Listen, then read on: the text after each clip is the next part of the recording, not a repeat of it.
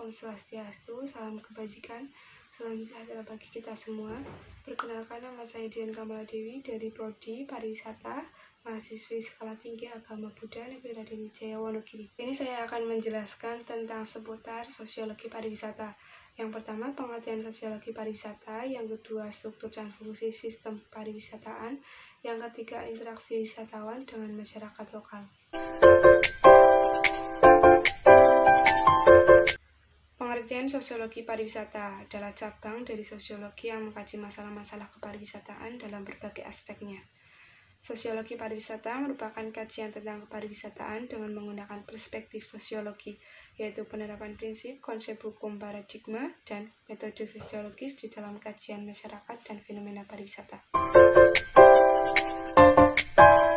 Menurut World Tourist Organization atau WTO, struktur organisasi pariwisata pemerintah dirangkum dalam 4 bagian. Yang pertama, statistik dan penelitian. Yang kedua, perencanaan dan pengembangan. Yang ketiga, promosi dan pemasaran. Yang keempat, pendidikan dan pelatihan.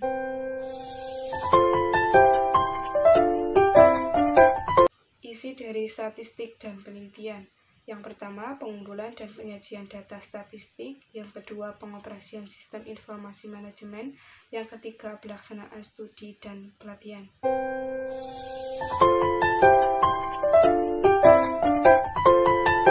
Isi perencanaan dan pengembangan.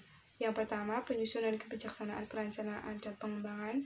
Yang kedua, pengordinasian atas pelaksanaan pengembangan. Yang ketiga, penyusunan dan pengadministrasian standar fasilitas dan pelayanan. Isi dari promosi dan pemasaran. Yang pertama, perencanaan promosi dan pemasaran. Yang kedua, pengoperasian kantor promosi pariwisata di luar negeri. Yang ketiga, pengoperasian kantor penerangan pariwisata dan negeri.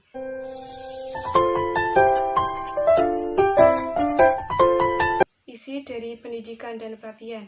Yang pertama, penyusunan rencana dan program ketenagakerjaan. Yang kedua, penyusunan dan pengadministrasian standar diklat.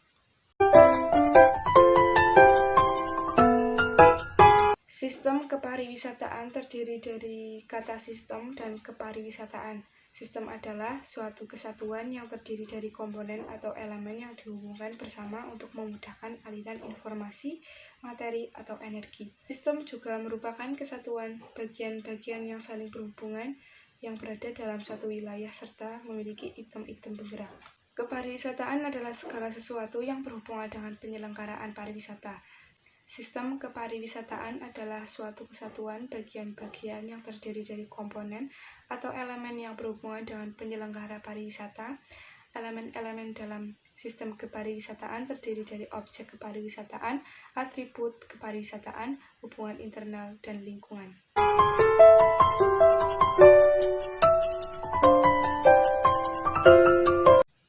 Mereka berhubungan sementara atau transitory relationship, sehingga tidak ada hubungan yang mendalam, hubungan yang bersifat sementara dan tidak berulang, sering menyebabkan mereka yang berhubungan tidak memikirkan dampak di masa yang akan datang, sehingga jarang memunculkan rasa saling percaya. Akibat lebih jauh masing-masing pihak mempunyai potensi untuk memeras dan saling membohongi. Yang kedua adalah kendala ruang dan waktu yang menghambat hubungan. Wisatawan umumnya berkunjung secara musiman dan tidak berulang, apalagi kenyataan bahwa fasilitas pariwisata umumnya hanya terkonsentrasi pada tempat-tempat tertentu.